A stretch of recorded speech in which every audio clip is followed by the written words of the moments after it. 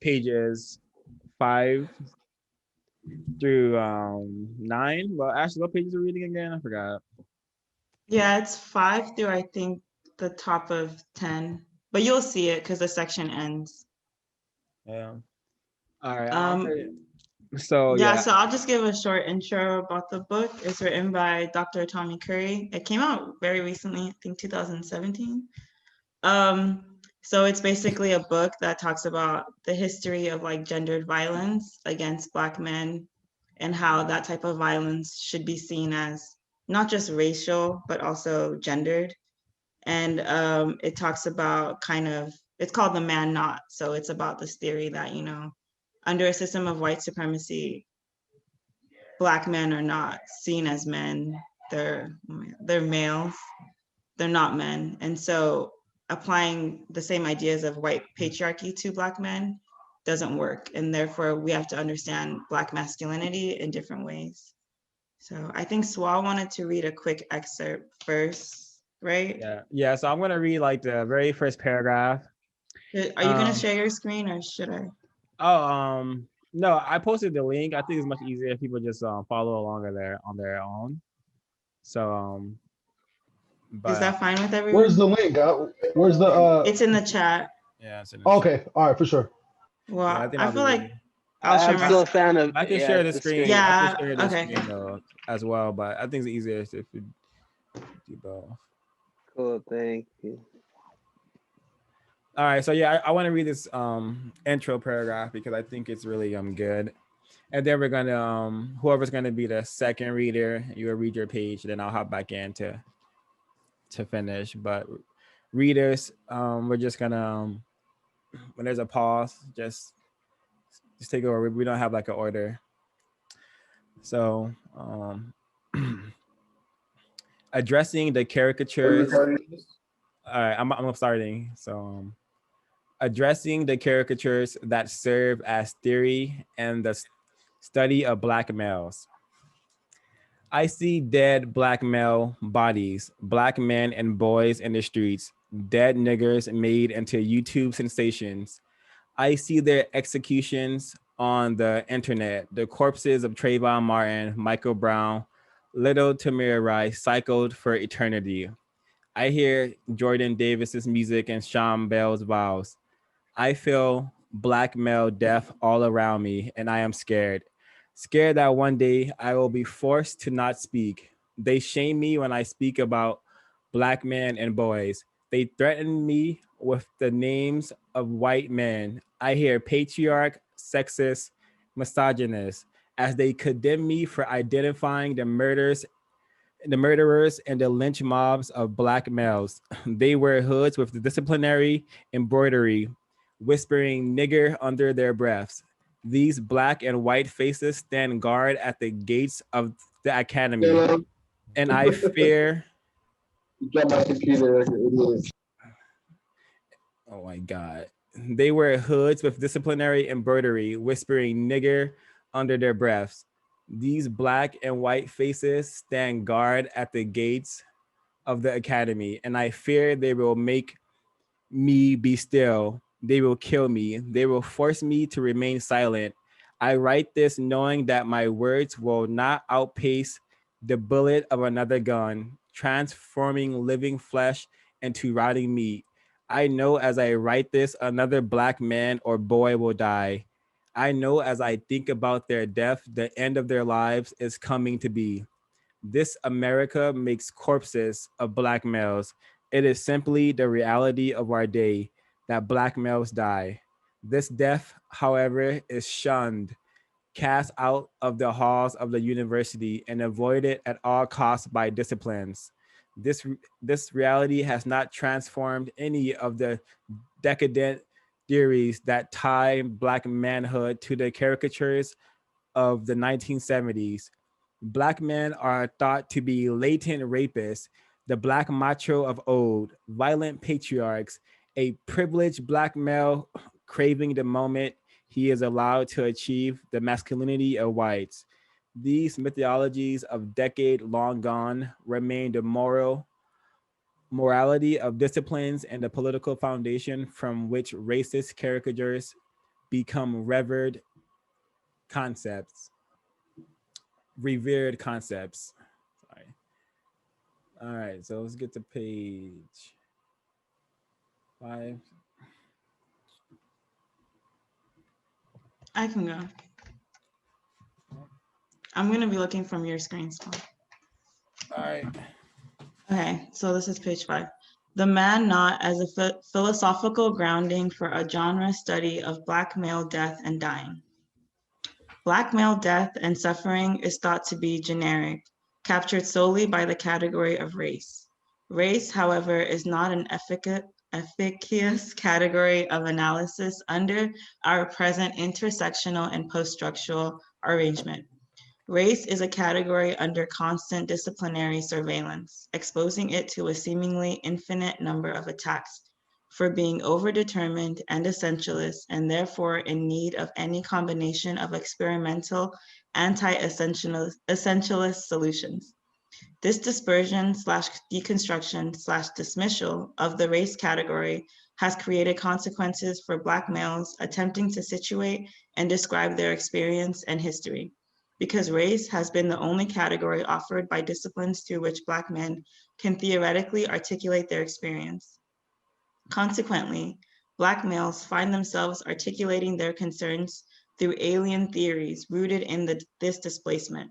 Because race is accepted as socially constructed, all cultural and experiential products from a racial perspective remain suspect. Race consciousness is problematized and rejected prima facie as narrow and masculine, while gender, as Oyernoki Oyewemu reminds us, remains inextricably tied to biological notions of the female despite the performative and cultural situationness of the term. Black and female allows for standpoints, histories, and experiences that serve to ground gender theory, while Black and male is taken to be the historical perspective that must be disowned to free these other gendered, not male voices. It is routinely insisted that race and gender are socially constructed and illusory, yet it is only race that is displaced, while gender, being synonymous with female, is centered as the dominant theoretical voice of Black subjectivity and vulnerability. A centering technique that depends on the sustaining anthropological assumptions of white gender categories, not those disfigured within the negation of Blackness, the non-human / non-being matrices authored within chattel slavery and colonialism.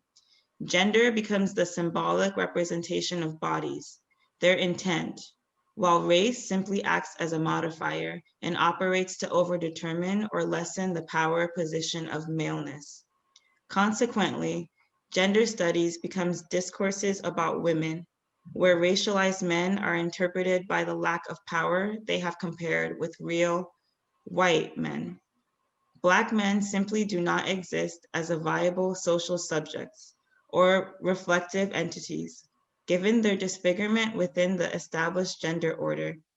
Rooting gender within the biological confines of the female body makes thinking about gender synonymous with thinking about women, the who and what they relate to. In this biomythos, the female is taken to be the taxonomic origin of gendered knowledge and history, where that which is defined as not female can only be outside and barred from creating gender theory. Because maleness I'm gonna has go. come to be Oh, understood as synonymous with power and patriarchy, and racially codified as white, it has no similar existential content for the Black male, who in an anti-Black world is denied maleness and is ascribed as feminine in relation to white masculinity. If whiteness is masculine in relation to Blackness, then Blackness becomes relationally defined as not masculine and feminine because it lacks the power of white masculinity. Thus, Black maleness is, in fact, a degendered negation of white maleness that is feminine because of its subordinate position to white masculinity, but not female, because Black maleness lacks a specific gender coordinate that corresponds to either white maleness or white femaleness, and as shown later, relates to the white female primarily as rapist. Maria Lugones similarly emphasizes that an anachronism of attributing gender to the colonized and enslaved bodies we now think of through the frameworks of Black masculinity and Black femininity.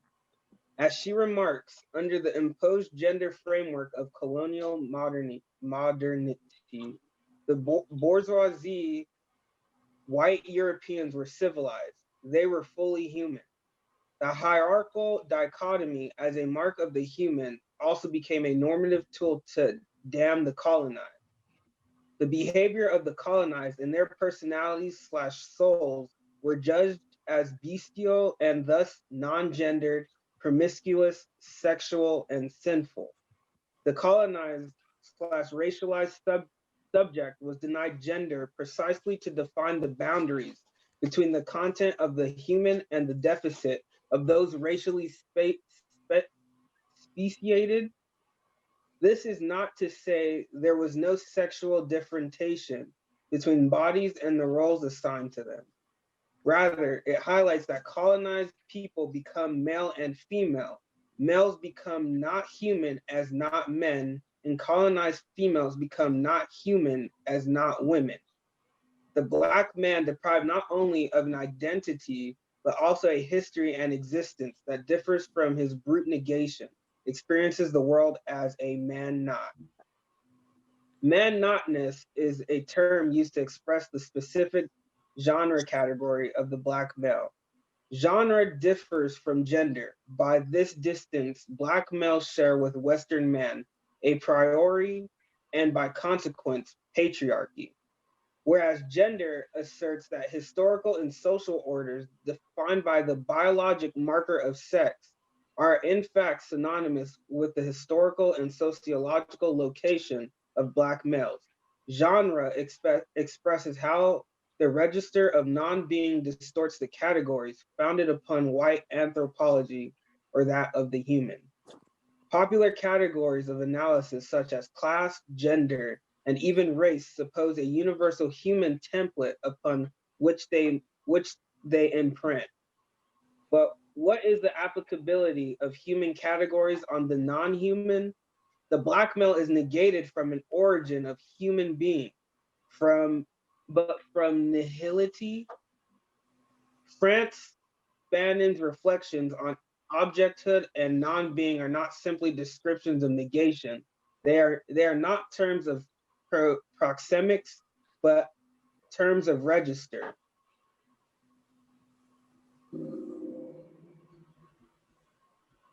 Non-being expresses the condition of Black male being, the nihility from which is birth, away from the bourgeoisie, order of kind expressed by man.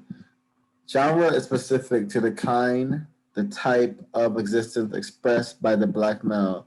For Sylvia Winter, genre indicates the disruption of the order founded on European man and woman, which is expressed by the term of gender. The contact of European with non-Europeans reordered the gendered schema because the primary code of difference now became that between man and natives.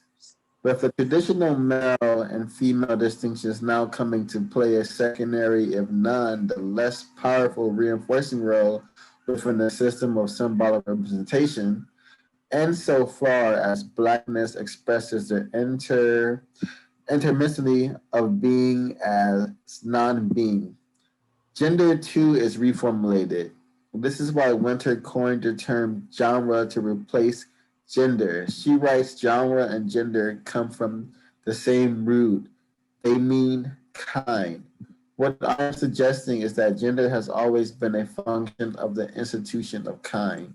The man not grows from the incongruity I observed between what theory claims to explain and the actual existence of black men and boys, an actual reality that remains excluded from its purview. Simply stated, analyzing black males as the men not is a theoretical formulation that attempts to capture the reality of black maleness in an anti-black world, because it is rooted in a colonial formulation of sex designation, not gender. The man not recognizes the racial maleness is not coextensive with or synonymous to the formulations of masculinity or patriarchy offered by white reality. The man not is the denial not only of black manhood, but also of the possibility to be anything but animal, the savage beast outside the civilizational accounts of gender. To suggest that black males are in fact gendered patriarchs is an erasure of the actual facts of anti-black existence and a substitution of the white anthropological template at the core of negating black male existence as its end.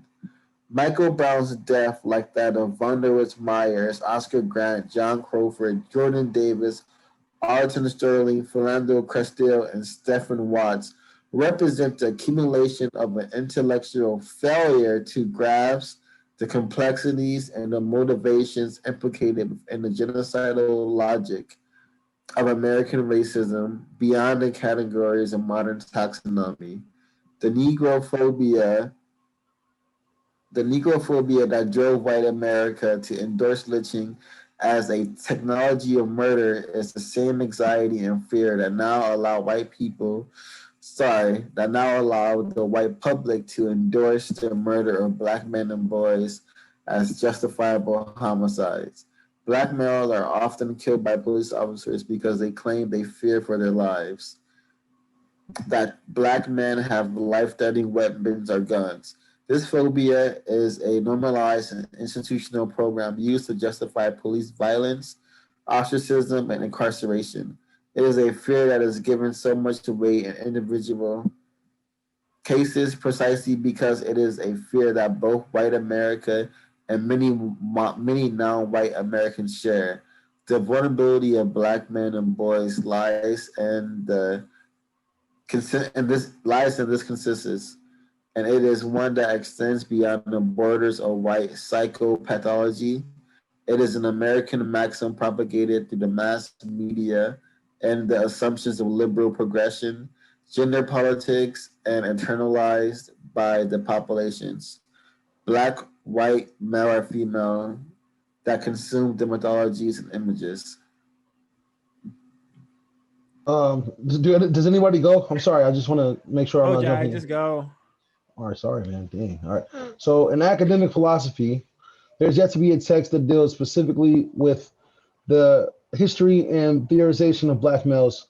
While there are accounts of black men and boys throughout the social sciences, mostly focused on the obstacles facing this group, the discipline of philosophy has made no such efforts to investigate black maleness beyond its alleged privileged position to that of the black woman or its undesirability, hypermasculinity, nationalism, and so on. Heavily influenced by intersectional feminist accounts of race and gender, black men are thought to exemplify a privileged, disadvantaged status that obscures our viewing of gender when their reality or subjectivity is centered. Rooted in an idealist calculus, black men are conceptualized as empowered by their male identities, such as that any asymmetry between interracial groups where black men, for example, are more visible or more represented than black women is attributed to patriarchy. This book aims for a closer interdisciplinary examination of this gender claim. Using history, sociology, and a range of social science findings, this book argues that black men and boys are in fact disadvantaged because of their maleness.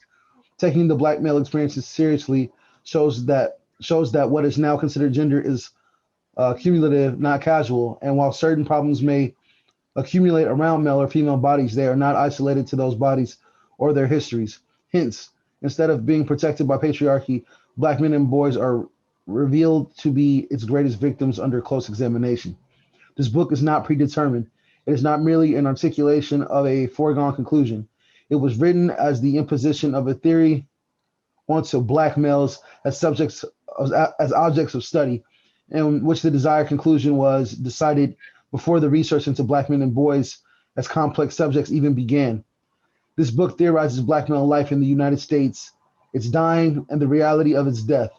In other words, this text aims not only to use theory to draw tenable conclusions from the actual data on incident, partner violence, homicide, and incarceration as it pertains to black men and boys, but also to use data to inform the abstract themes that, according to gender theorists, explain black male social reality. Far too often, black males are projected into academic projects as the stereotype individuals perceive them as, rather than how they actually exist in the world.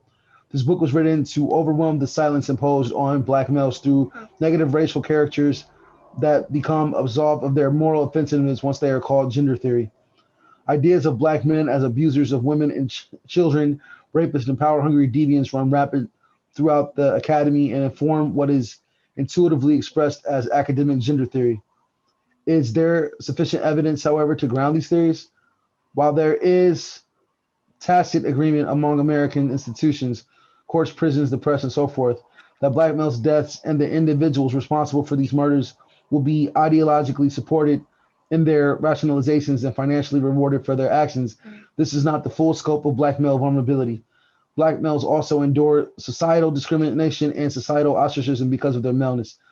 In his personal life, the discrimination targeting the black male in the workforce often results in his unemployment, which only confirms that he is undesirable and unwanted as a colleague or peer within universities, corporations, and many blue-collar occupations.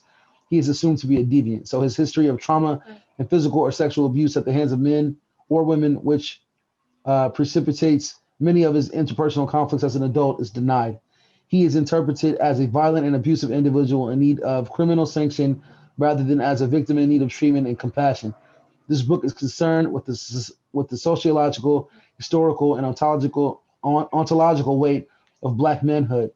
It explores how the myth of the super predator is codified within the disciplinary proliferation of theories about black masculinity and makes it seemingly impossible to conceptualize the black male as a victim and disadvantaged when compared with other groups. This book shows how theory and stereotype converge throughout the multiple exegesis. I'm sorry if I said that wrong. Offered to analyze the external conditions and internal motivations of black men and boys.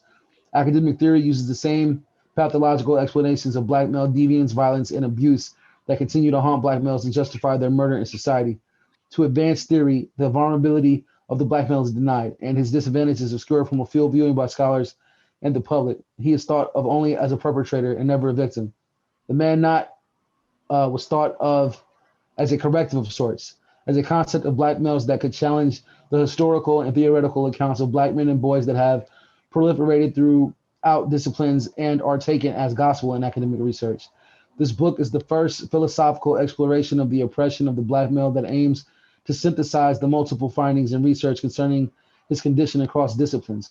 Rather than simply reproduce sociological findings highlighting his societal disadvantage, I create a theory and operational paradigm by which we can understand the intellectual, historical, and sexual diversity of black men.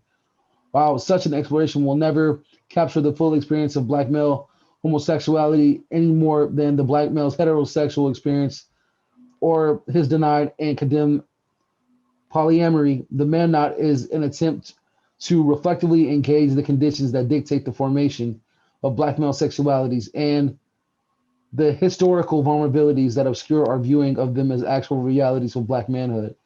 This is a reflection not on identities, but rather the historical material and the problems and experiences that contour how black men have come to define themselves. This is a book to challenge how we think and perceive the conditions that actually affect all black males and why we choose to see some things but deny others. Okay, I believe that's it. Thank you everyone for reading. I know that's like the snippet that we read so far. Feel free to. Yeah, I want to comment on the book. You know, that was a very good reading. I didn't expect it to be so dense. It was pretty dense starting out. I'm not gonna lie. Yeah. I felt like, it was very dense in the beginning, and he started to like let up towards the end of it, and it got like more under like I was able to understand it. I was able to understand some parts, but there were a lot of parts like I need to revisit. Well, I mean, you're with I, other people, so you can also ask about those parts now. Yeah. It's I probably really, better. I liked it a lot. I definitely agree with everything you're saying. What really stood out to me was the necrophobia. I'm like, oh, that's what it actually is. It is a fear of blackness that is affecting white people, and even black people as well. I fallen victim to being afraid of black people. So I like that tone, that negrophobia. Um, I think it's accurate. I agree. Mm-hmm. Yeah. Yeah, I really wow, I really appreciated this read. Man not I'm gonna change my header to man not 0526 because because wow, like I'm so like just it's so alarming that this concept, this idea is only entering this universe and like 2017. Like Neely Fuller talks about how like black males aren't men. He talks about it, but not to this extent. He doesn't break down it in this way, of course. But it's just alarming that like this book has to be written and there's so much confusion around like black men and how like the black man is like a myth with no such thing as a black man while this system of racism, white supremacy is up and running. So I Yeah, really and like, appreciate. oh, sorry. Oh yeah, I really appreciate the negrophobia part because like, and I really appreciated the reality stated that this is a system. We live in an anti-black world because the system trains everyone to hate black, kill black, attack black. So yeah, I really appreciated this read. And to Yeah, also like add context to the like what Swa was saying, like he actually got ran out of America. He actually teaches in Scotland now because like people really didn't like this book. They said it was like too controversial. It was anti-feminist, etc. So just to and add it's context. interesting. Wait, It's interesting. Trey, let's let other people like say their Anybody thoughts. want to go? Yeah, anyone else?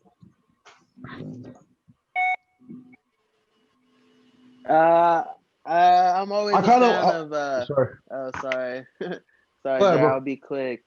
Um, I'm always a fan of knowledge and books that kind of unlock what it means to be a black man and a black male in white supremacy. So I can definitely appreciate this book, Man Not, and I can definitely understand why this man was chased out of America to Scotland.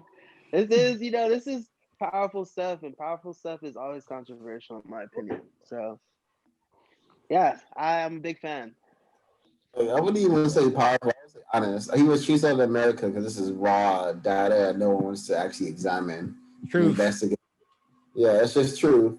And like the fact how black men are depicted in academia is so like black men are still depicted as these savage, bestial creatures.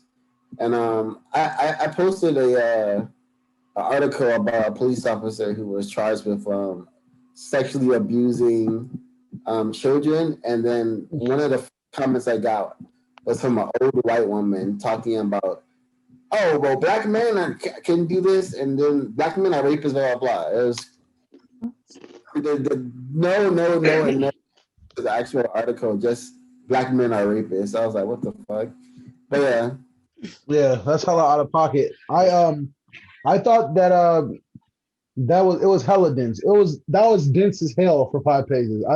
I did not anticipate that to be that it kind of felt overwhelming. I was like, damn, like this is a lot. Like I feel like it felt kind of overwhelming to me a little bit. I'm not gonna lie, but I get I feel like I get the gist, but I feel like I definitely, since I don't understand like a lot of the text, I feel like there's things that I'm missing from this text. Like I feel like I didn't get to absorb it the way that I should have. Yeah.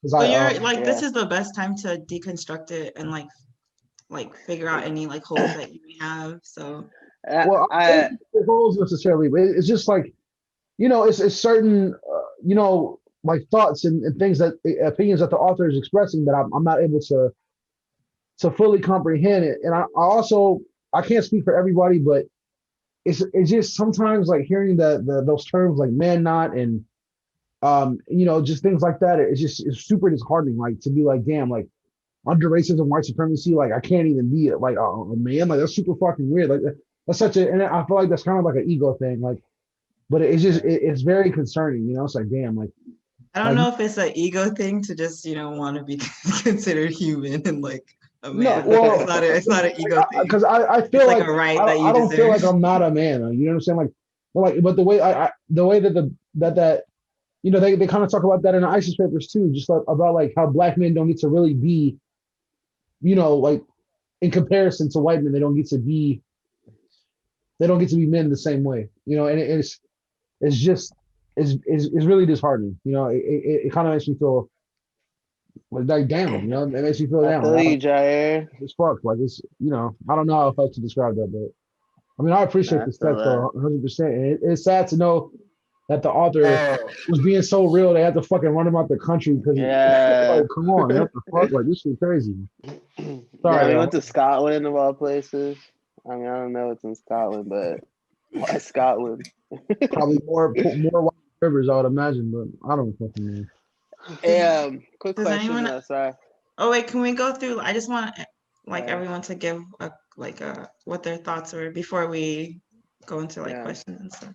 Yeah, like even if you're not familiar with this topic, you can still talk about what you heard. You can't. Yeah, if you didn't understand like any of it, feel free to like whatever. Definitely.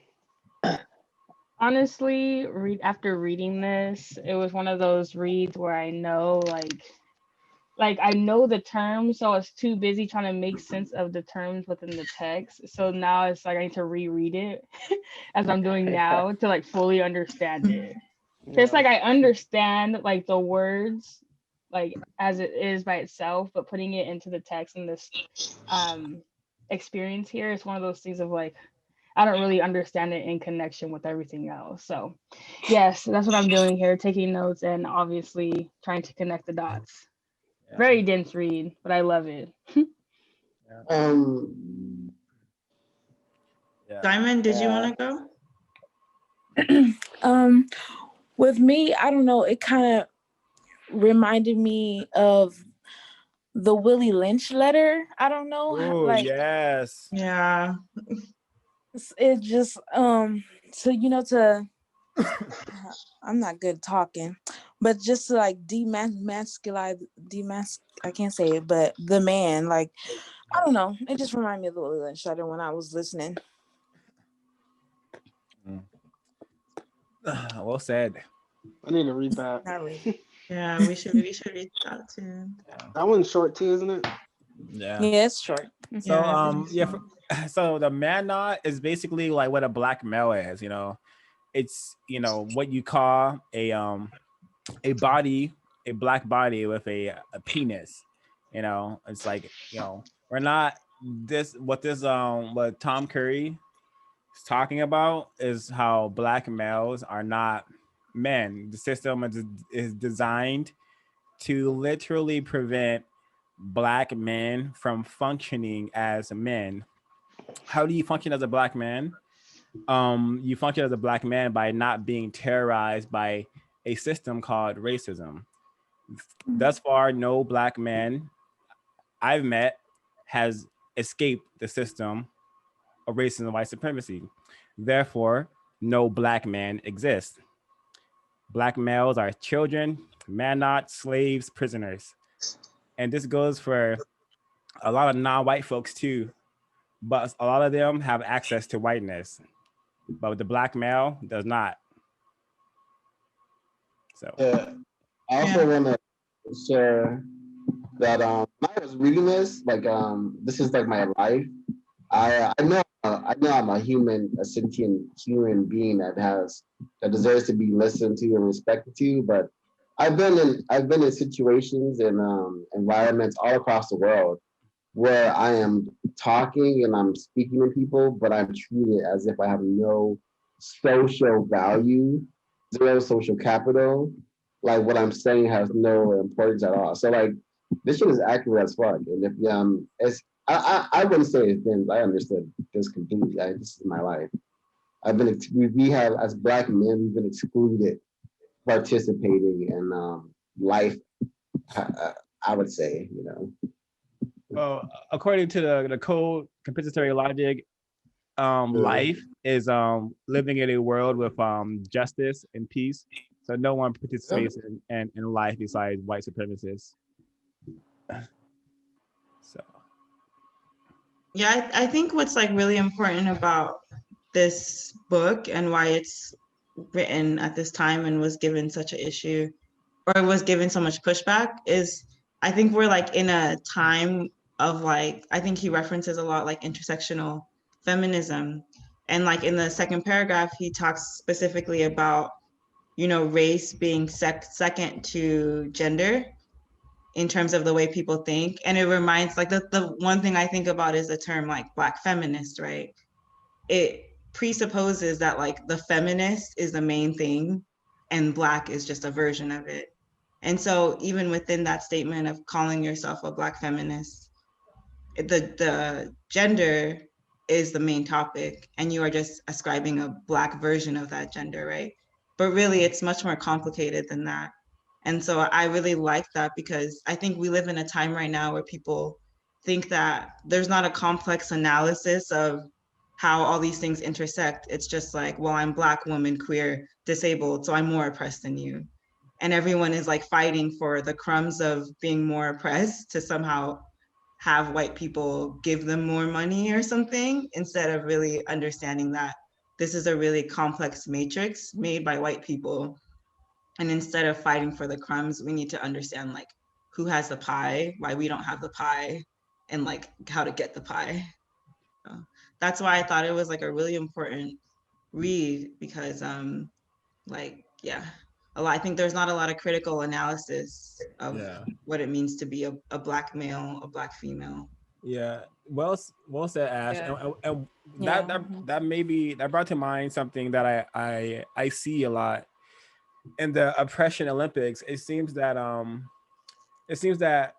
these people who are like fighting for like their problems to be solved, they're only worried about like their problems to be solved. They're not trying to like create a system of justice where no one is allowed to be mistreated and the people who need the most help receive the most help. They're trying to like fight homophobia or fight misogyny. Fight, how about we get rid of like all mistreatment, and not just focus on one area of mistreatment. But we live in a system that creates monsters and monstrosities who aren't able to think logically anymore. Menticide is real. This system is very real, and it unfortunately is very powerful. The powers that be. Yeah, but that reminds me of thanks for sharing that, Ash. That brought to mind how like no one really wants to solve the world's problem; they want to solve their problem. Yeah.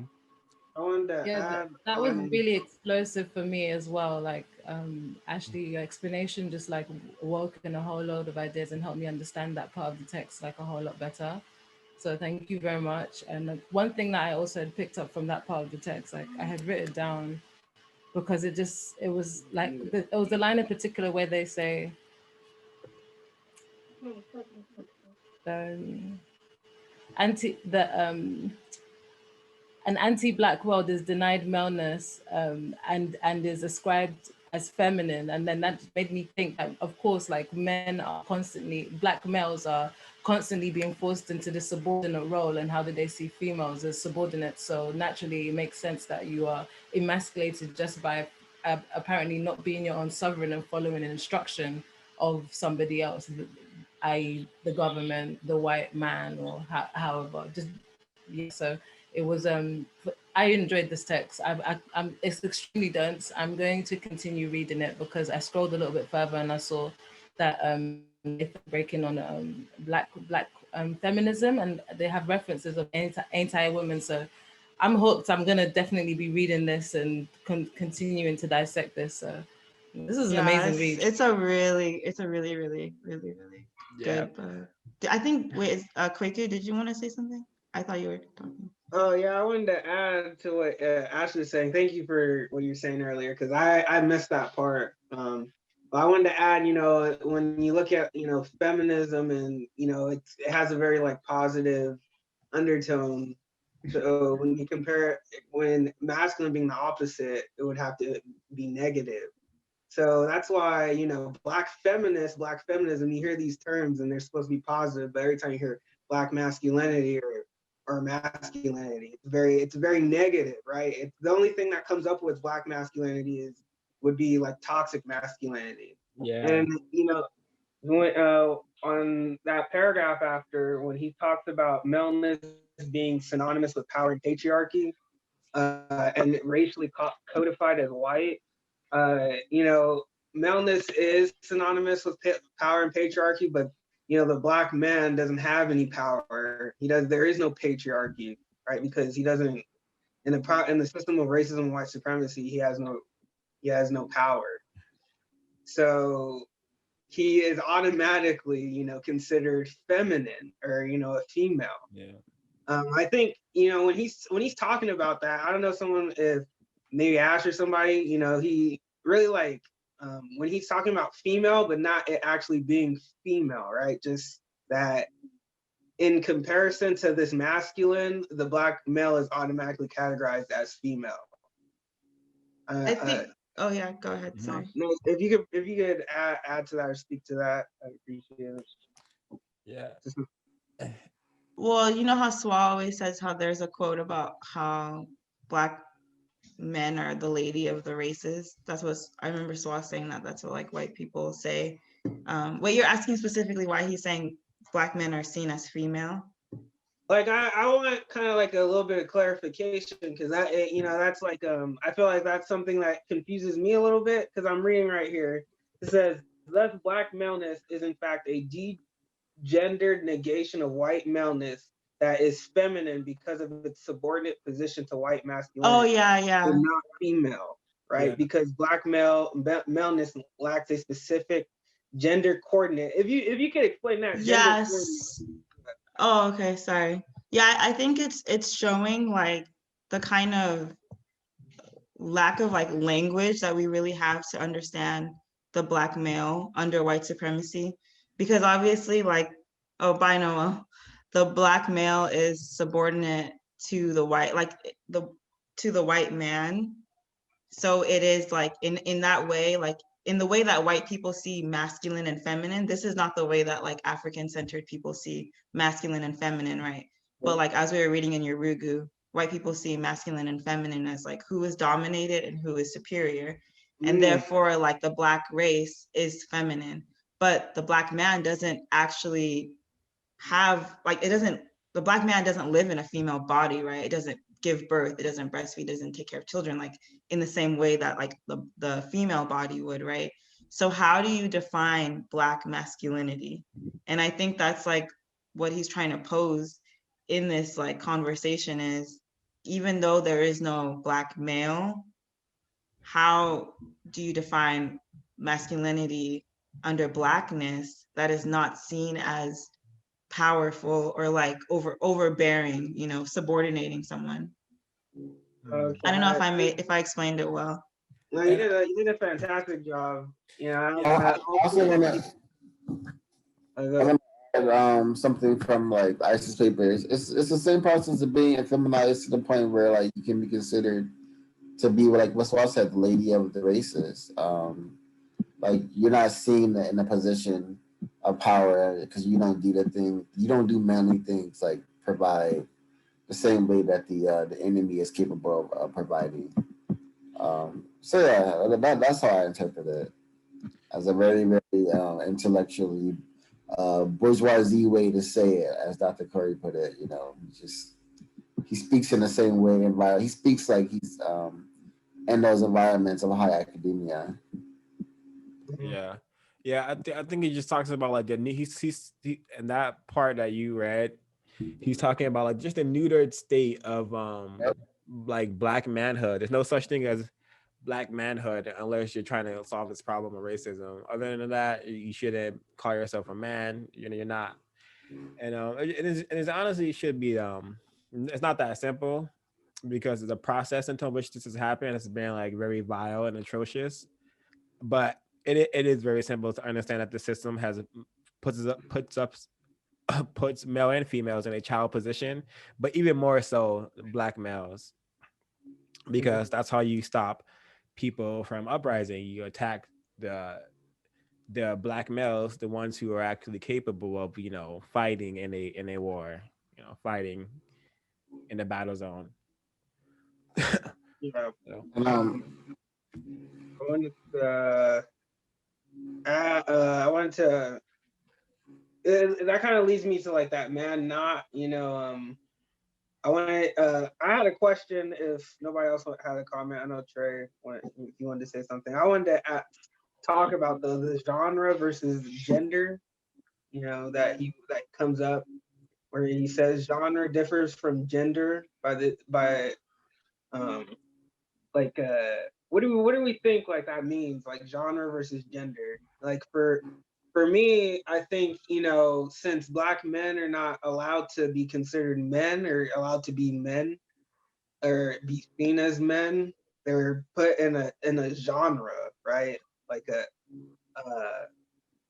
is it a category of a human or like a like it's a I would say well, I'm just gonna just I could be wrong, but I'm just gonna say it's a caricature. Like we are like archetypes. Like my archetype is like a hood Negro born in the hood, very poverty. I would say Jair is also a hood Negro, and yeah, and then we have like the immigrant Negro who comes from like other lands like Carice and Ash, the suburban Negroes. yeah, the suburban Negroes, the skating Negroes. Like we're not giving like true authentic beings. We're just Damn. like caricatures. We're just like like You're that's not it. a not a That's black where man, my but a black character. yeah And it's like a walking. black caricature that has to be defined within the parameters of white people, right? Yeah, yeah Like that, white that people say you are like these are the only options you have to be black, and you pick that's them.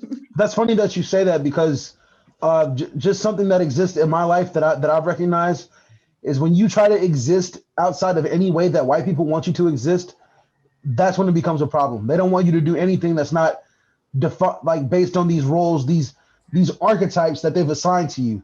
They don't want you to do, things that are not, necessarily hood black people things or suburban black people things or immigrant black people things. Like they want you to do very specific actions that are specific to your character.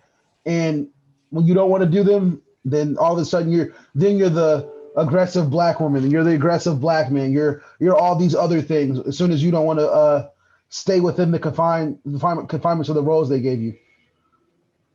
Yeah. Yeah, it reminds me of just like what is being a man. If I think about all the times a person, primarily I'm just gonna say a black person has told me to be a man.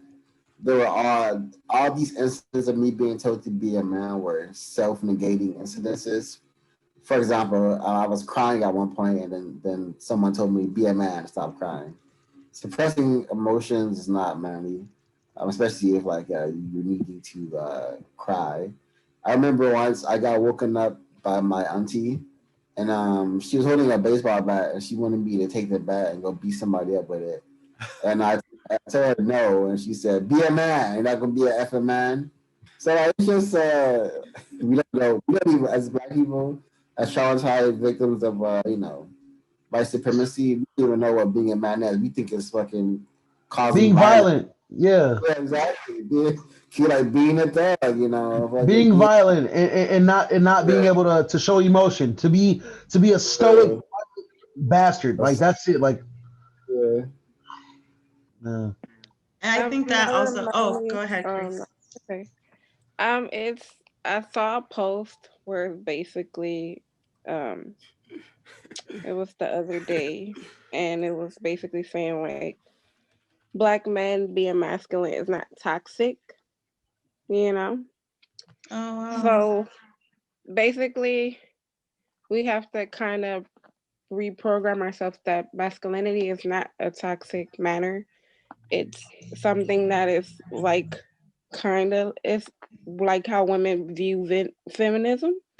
Um, but black men do need their masculinity, but I feel like people view it in a toxic way because of how the white people abuse their masculinity and did all the things that they were doing. Basically, that's how they see masculinity as a messed up way of getting your way or overpowering people. But basically, that's not how the black man masculinity would be if, you Yeah. know, we Yep. would be Yeah. able to lead and have power.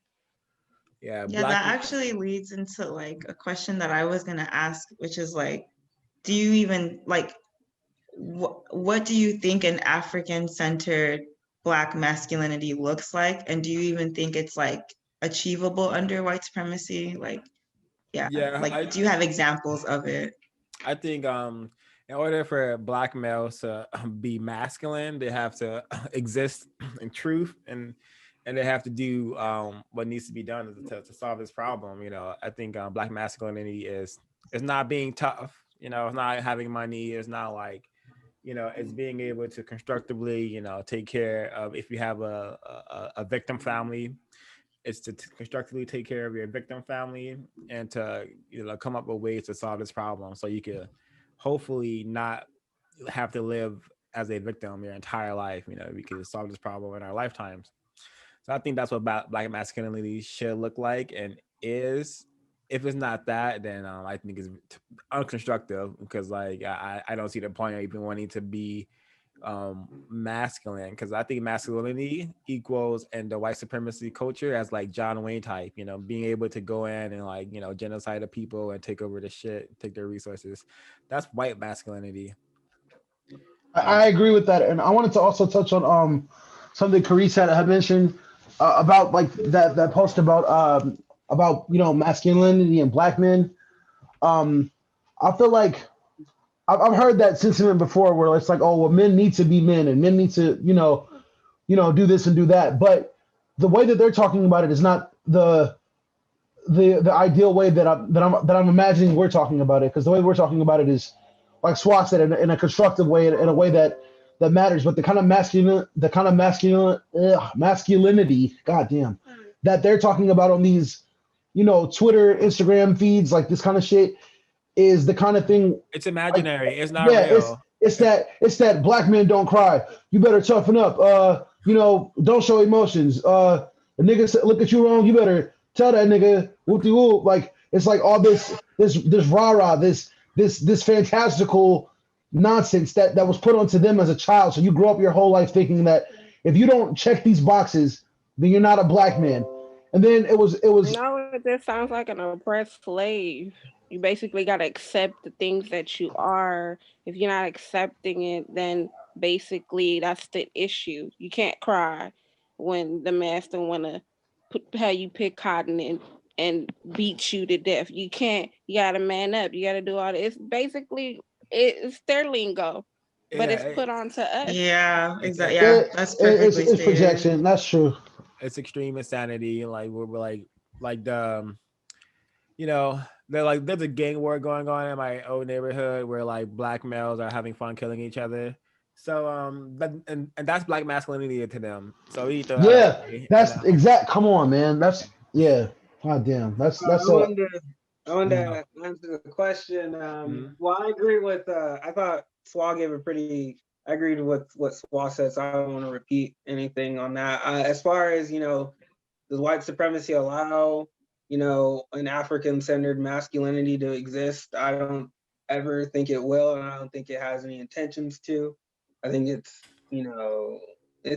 yeah, that's pretty much my answer. I don't think it has any intentions to, because creating an African-centered masculinity sounds positive and constructive, and I don't think that would ever happen under a system of racism and white yeah, supremacy. that's they why wouldn't. we Yeah, have to do it, and that's why like we really have to normalize, like, hey, you literally not like just normalize calling black males who call themselves man, just normalize telling them the truth and saying, actually, if you are not helping to solve the problem, you're not a man, you're actually like a useless slave. Well, Or see, so the problem with that approach is that if they don't have the context of these of the shit that you're reading, then they're gonna be like, "Did you just fucking say I'm not a man? What the fuck?" Like it's gonna start a whole. I can have a constructive conversation and like, questions and answers, like questions and answers. That's how we solve problem. That's how we have constructive conversation. So I have a bunch of questions I can just ask a person who is calling a black person who's calling themselves a man. So I'm not worried about that. It wouldn't be that straightforward. Unfortunately, I've learned the hard way that that's not the good approach. Words. My bad. Okay, so I think in the to answer the question too, like I think in terms of like problem solving, because it's like at this point like we have to focus on like solving a problem like racism, white supremacy, and I think like in that context like I forgot what I was gonna say now, but I feel like I only see the masculine in conjunction with like the feminine as a form, like like they don't. I feel like they exist together, like they're not separate, and so I can't define one without trying to define the other and how they exist amongst each other. But I feel like when I think about like Black masculinity, and I guess I don't know, I just feel like in terms of like actually like solving a problem and being direct about the solution in a constructive manner. I don't know. I had a situation where a Black male was screaming in my face, and then he told another Black male about it, and that Black male said, "That's right. You're a grown ass man. That's what you do." And I was like, "That's so interesting," because my idea of like the masculine, the man, is like you would have solved this situation in the most constructive and calm manner.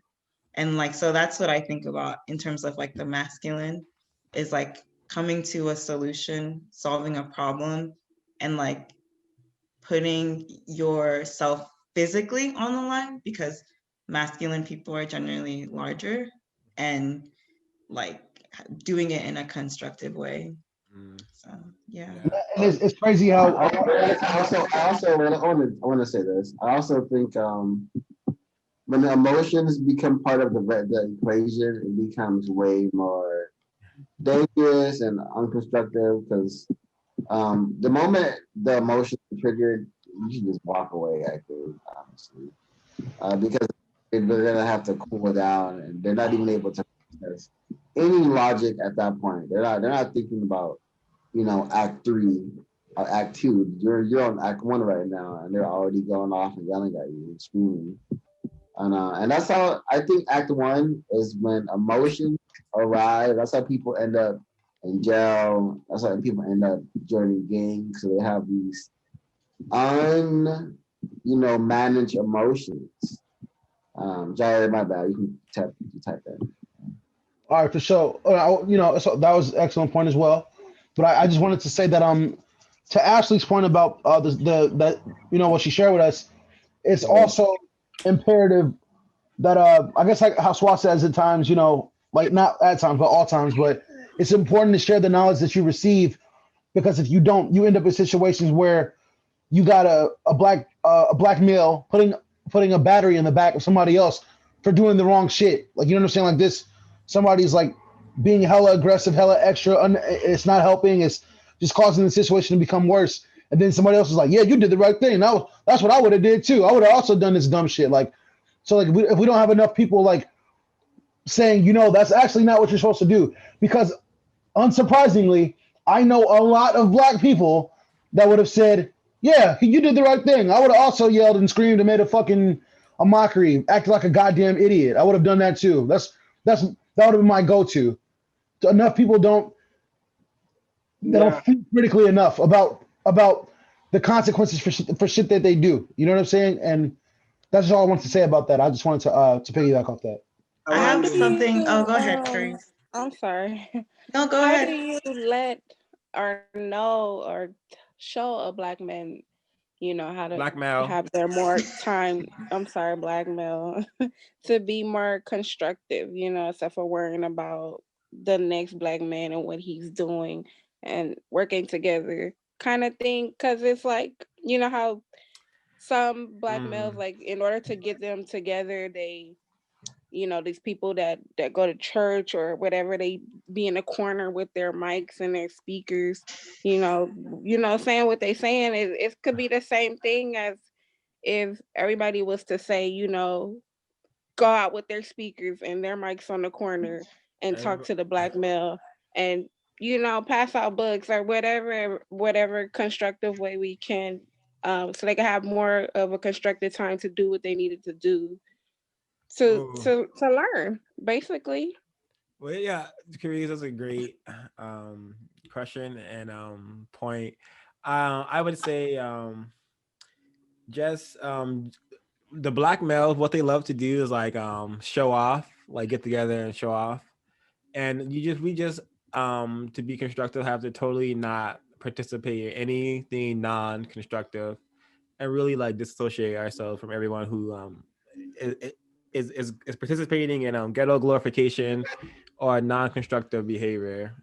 And sorry, go ahead. yeah, and I also love that I'm also love that and I was gonna say this first. You can show someone a path, but you can't force them to walk down there, So like I think like yes, let's keep sharing this information with people. I'm so happy we're reading the code book because it's gonna talk about like I'm so happy we're reading the code book together, and it's already helped me tremendously, So yeah, Ash, I'm done. Oh yeah, I wanted to say two things, but I kind of forgot one of them. Oh, what you said, Swa, okay, what I'm gonna say kind of might not make sense, but it might make sense. Something that I've noticed is that a lot of middle class Black people who may have not even been around Black people on social media are like the most open or like the most into like the glorification of like ratchet culture.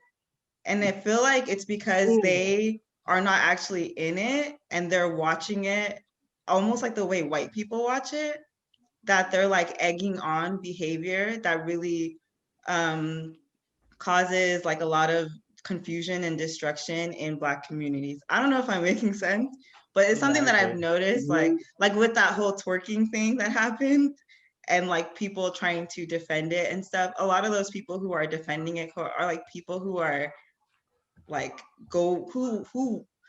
who are glorifying behavior that they didn't actually grow up in, and they're just getting like, they know that it's something that white people like now. White people think twerking is funny or cute or something. Yeah. So they're like, okay, well, I don't know if that makes sense, but I just feel like we have to be really That makes mindful perfect of, sense. yeah. You hit that right on the head. I can personally speak to that because I think that I fit in that category. I'm not saying I was one of those people that do it, but I know a lot of people who act in that way. And it really comes down to, I don't think these people actually realize like this, like homelessness, that like all these actual things that are stats to people are actually happening to Black people. They're around, most of the time, not white people or non-white people, not enough around enough Black people, like you're saying. And so they're like, I can even say like we're caricatures, like we're here, we're just there to fit that mold, that person, when a racist moment happens, like that's the person you can count on to speak up, to say something. That's my one Black friend, that's who those middle class Black people are, that's the purpose that they serve. They don't actually know or realize like this shit is actually happening to people just because it's not happening to them or the people around them that they know. So, Hey, you right on it. You on it. Divide and conquer. Definitely. That was spot on. Yeah. For sure. Yeah, I was gonna agree. I was gonna say I just wanted to chime in on that. Like you see a lot of that over here as well in London, and it's, for me, what I'm really seeing is assimilation. It's assimilation on another level. They're so disassociated that, like, just how I grew up watching American culture. I had some forms of disassociation, but with like the adversity and like having a family that experienced civil war and like poverty, and in just being in this environment, I felt, and being a Black dark-skinned woman, I felt that like a lot of scrutiny. So I'm highly able to so like I see that, and I see that it's disrespecting all of us, and it's going to create a loophole based on the mentality continuing that someone's going to disrespect me and think they can slap my ass when I'm walking past because they're so desensitized for what they're seeing that they see me and think that it's the same, but instead what they'll get is a karate kick to their face. But the thing is that they want to anticipate that because they think I'll just be like, or like twerk back. But the point is, with me seeing that image, that's my instant thought. So I don't want to see it because I know I'm gonna feel it. Whereas they're not gonna feel it. It's just like another dinner favor, a party favor that they do for their friends after their work shift or something, which further allows them to assimilate. Because the more you disrespect yourself as in Black culture, especially when you have white middle class friends, the more that they accept you, feel less threatened around you, and you go and you have more social capital around them. And yeah, I've just seen it all too many times, and that was literally spot on when you're saying literally that is the Black friend. They literally have the poshest accent too, so over here. So yeah. They're the reason, you know, white people feel so confident to say, you know, the N-word and call people niggers and shit. You know, I was, yeah. Where that question, that was me, directly me. You know, at one point in time, that was definitely me. Yeah. I wanted to jump in real fast and piggyback off. I forgot who was saying. I think it was Ezekiel about. Oh yeah, it was asked you about how like non-Black people like have this obsession with twerking and like what has been projected to be Black culture. In my grad program at London Film School, I've been like people have begged me, really begged and pleaded with me to dance with them, and I never ever do it because I know that it's all from a point of like I want to just have this experience with this Black person. I don't have any Black people in my life, and I only see Black people on my cell phone and on YouTube, so I want to like lust after it, and like they'll play what's that song? There's a song by I forgot, I can't remember the name of it, but it's Cardi B and somebody else, and they WAP. Yeah. Yeah, I finished this shooting this movie, and keep in mind, the only Black person, the only like Black looking person. There's light skinned people around, and this song goes on over and over again, and then there's white people screaming, "You are a hoe, you're a slut, like shake your ass, what ass pussy." It's just so gross. It's so gross, you know, and it's like. I filmed some of it, but it's just what Ash said is so true. What Ezekiel said is so true. They really eat it up, you know. They really eat it up, you know. Monsters and monstrosities. I wanted to talk about. I wanted to, you know, go back to the text a little bit, and this part about where he says the man not grows from the incongruity I observed between what theory claims to explain and the actual existence of Black men and boys and actual reality that remains excluded from its purview. So the actual existence that this theory claims black men and boys are and the reality. So when I think of that, I'm thinking, you know, people have like a perceived like way that Black men are supposed to like operate and live in society. And I think of like Black patriarchy. I think that's something that comes up in definitely in this text. Like people have the perceived notion that Black men have power, so there's Black patriarchy because they're men. But is that the actual reality of the society that we live in? Is that the actual reality of racism and white supremacy? And go ahead. Sorry. Let me just finish this real quick. I'm going to read this. To suggest that Black males are in fact gendered patriarchs is an erasure of the actual facts of anti-Black existence and a substitution of the white anthropological template at the core of negating Black male existence as it ends. Michael Brown's death, like that of Vonderit Myers, Oscar Grant, John Crawford, Jordan Davis, Alton Sterling, Philando Castile, and Stephen Watts, represents the accumulation of an intellectual failure to grasp the complexities and the motivations implicated within the genocidal logics of American racism. Um, so yeah, so Black males, gender patriarchs, actually saying that there is Black male patriarchy is an erasure of the actual facts of anti-Black existence. I think that's a very good statement. I want to know how everyone feels about that.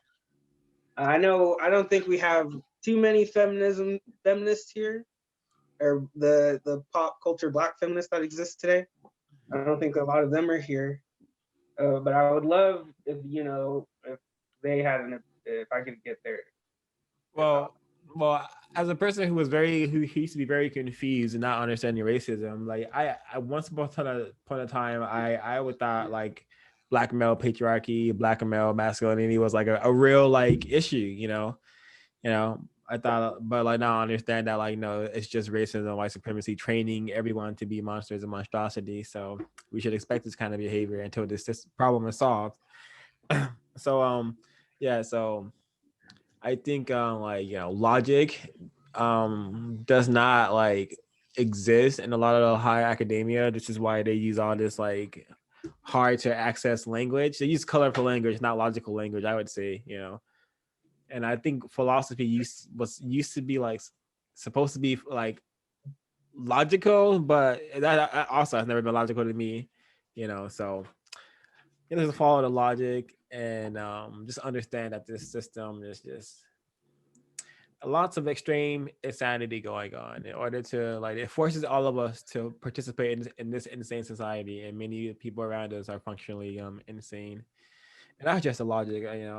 We didn't create this mess, so we don't have to feel a little iffy for saying this stuff. I didn't make this shit. It's not my fault. I live surrounded by monsters, and I myself am a monster and monstrosity. So I'm doing my best to counter the problem, solve it before giving it 5 years. Let's see the progress. Yeah, I think that's why in the text he talks about, or Sylvia Wynter talks about, gender versus genre, because she tries to say that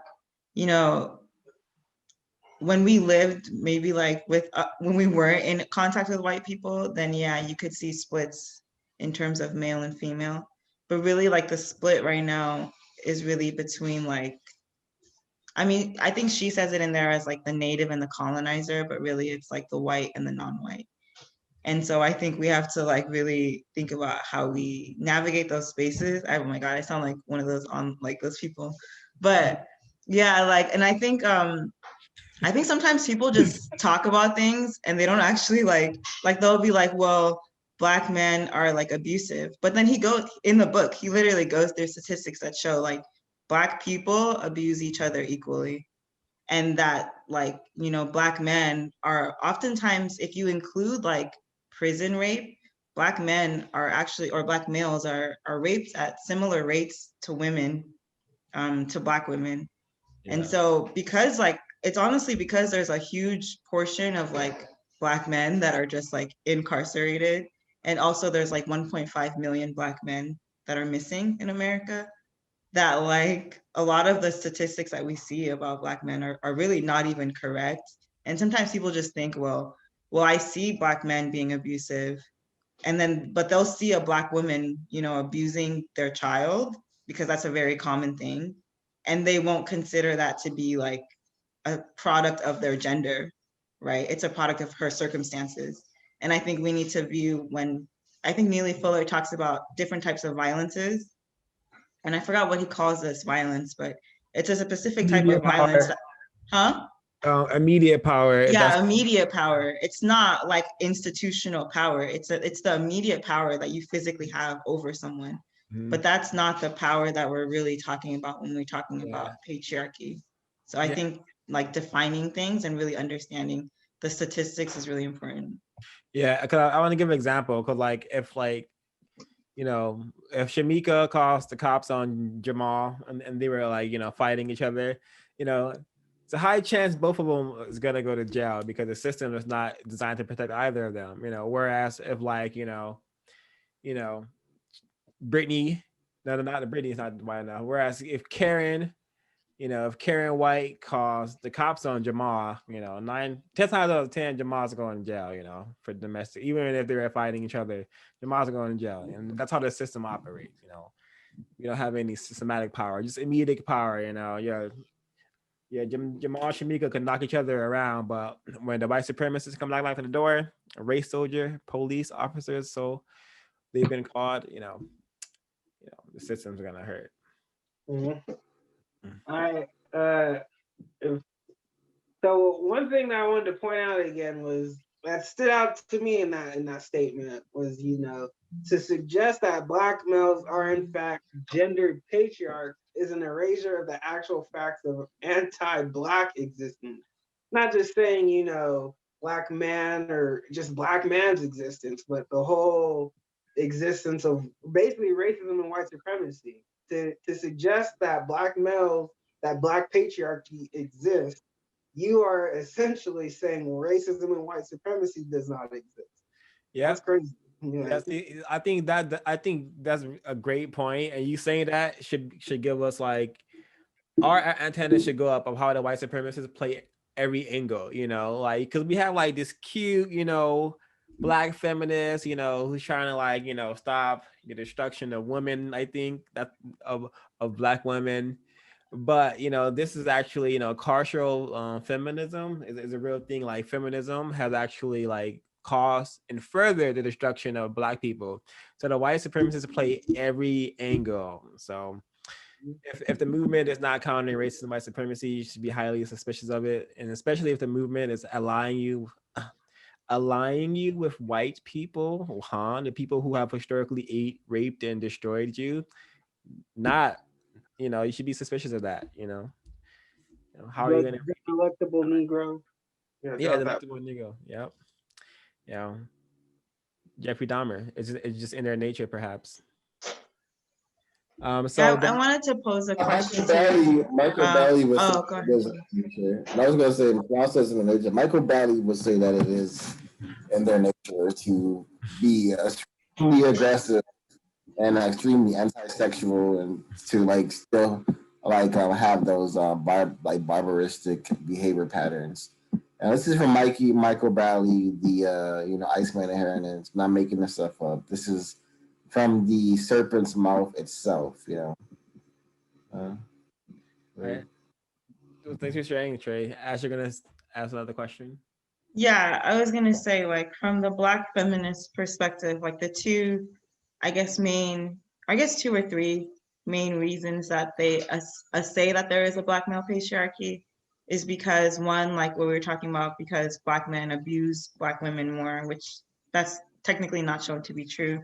The other one is that Black men are always the leaders, or they're always the default leaders of the church, of organizations, etc. And I was just wanted to pose a question, like, do you guys think that's true? Do you think that Black males are the ones that always lead movements? And if you do, then like, why do you think so? And do you think that's a negative or positive thing? Yeah, I think Black males historically have attempted to lead movements, not fully understanding the grasp of the problem, and then through that mistake being killed. Like we see that with Martin Luther King, we see that with Malcolm X, we see that with Fred Hampton. So a lot of I think the Black male leaders are killed, whereas the Black female leaders are either made like what do they call it, like revolutionary prisoners, so they spend their life in prison or like on the run, like Asada Shakur. So like I think the white supremacist system kills Black males more because it's like the Black male threat is greater than the Black female threat. But we need, we don't need any more leaders. We need the Black females and the Black male working as universal people to solve this problem. Universal man, universal man, universal woman. Yeah. Yeah. What was the question again, real quick, guys? Do you think that Black males are the ones who always lead movements? Okay. If yes, why do you think so? And do you think that is a positive or a negative thing? I think in the system of racism and white supremacy, and with the acknowledgement that, like, in order to operate or to maybe do something constructive, we have to mimic Europeans. And so, black males put as the face of movements. I don't think, they're the leader of they would be considered leaders. I would more accurately describe them faces. I don't think that they did like they actually led these people. I think they just are, the go-to person, or maybe the most I don't want to say capable. That's not the word I'm looking for. Uh, but yeah, that's my personal opinion about it. I think it is negative.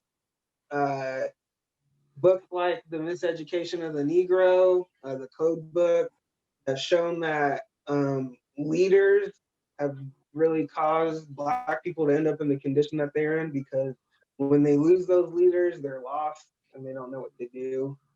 Evident now because we have no leaders, and I think we are more confused than ever. It's like, so I think that is a negative thing. I think all Black people and non-white people should strive to be their own leaders. Yeah. That way, nobody can control you or tell you what to do, or you're confident in your own abilities.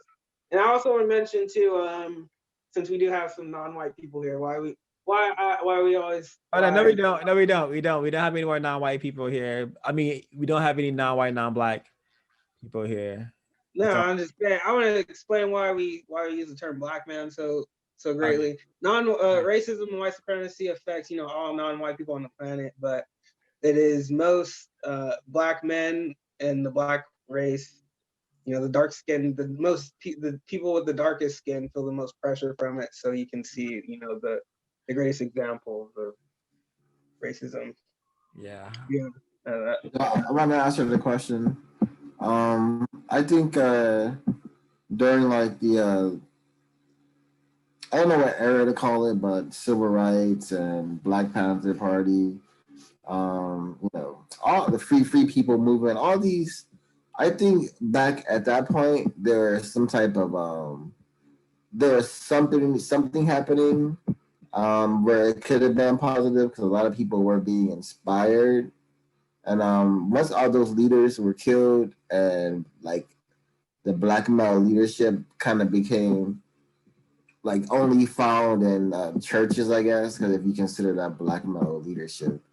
Um, so to me, as a negative, I don't think it's negative. I just don't think I don't think it's existence anymore. I think a lot of the Black leaders got murdered, and they demoralized and despiritualized the myself and my brothers and sisters who are melanated. I'm sure, learning that the people who were, trying to not take away, trying to end the assault on the Black male and the Black woman, um, but trying to take away that, so they're all killed. So we're left with this void, and now we're like comfortable being in movements that are supposed to be supporting us, but the front man is like a non-black person, or we'll see like non-black people, just like supposedly leading us and helping us, and we're supposed to be unified. To me, all this stuff is like counterproductive, and it just gives other people more rights and more power and more liberties, while Black people are continue to be at the bottom of the food chain. But yeah, I hope I answered your question. Yeah, I'd like to answer the question as well. So for me, Sorry, could you just repeat the question again so I order it in my mind? So Do you think Black males like often lead movements? If yes, why do you think so? And do you think it's a positive or negative thing? perfect, thank you. My thoughts are quite sporadic on it because I'm still processing it. So my perspective may go from like positive to negative, but like just like Trey had pointed out, my mind also went to the Black Panther movement as well. And I observed like from watching lots of documentaries, of course, with the way that we were treated and reacted to, it was very physical, especially from the police state, and male dominance and protection was very apparent. Like the fact that they were walking around doing neighborhood watches, and that's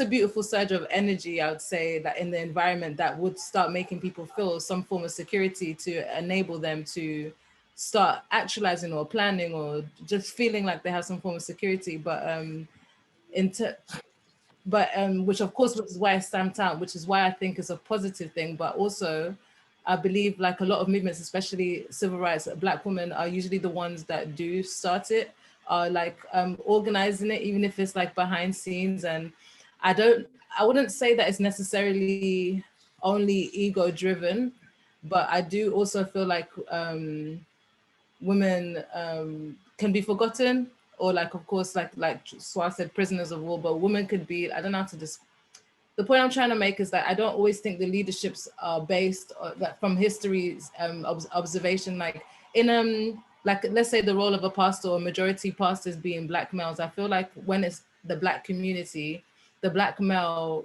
mimics the Sili that they have now developed and built. They mimic the mentality of the European Utamawazo, the way of thinking, the way of being. And so in their own home, they are the king, they are the white patriarchal in person. So by natural order, they'll believe that they should be alpha or omega or be the one to lead, but and not have that sense of this week pastor so-and-so is leading, or like just like a distribution of like I believe as well, like leadership should be based on like merit and effort, and it should be a circle rather than a hierarchy, that it bounces from support to support. That's how I feel like it should be. I don't think it should be like a leader for like 10 years. The point I'm trying to make is that I feel like there's been a history of Black communities and spaces just mimicking European mentality, even in the name of helping, but still dominating. Like I am the man, like copying what they've seen, how the man has been displayed, and just displaying that, and so naturally thinking that they're leader. Yeah, hopefully that answers the question. So, yeah, that's my interpretation. Yeah. So it's a good thing, and it's a good thing on the right moral scale in terms of protection, because it really did serve in that sense. But nobody should be on the front line. So, in the undecided, still processing.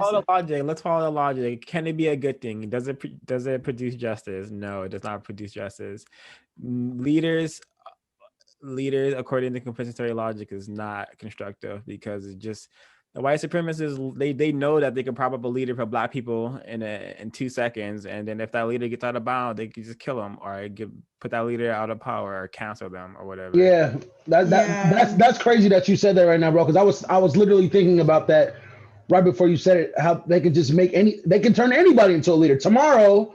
Whoever the most ignorant, like most problematic rapper is, they can make that person the new spokesperson of, this company or that company, and then get out and vote, and oh yeah, blah blah blah, this and that, all these messages.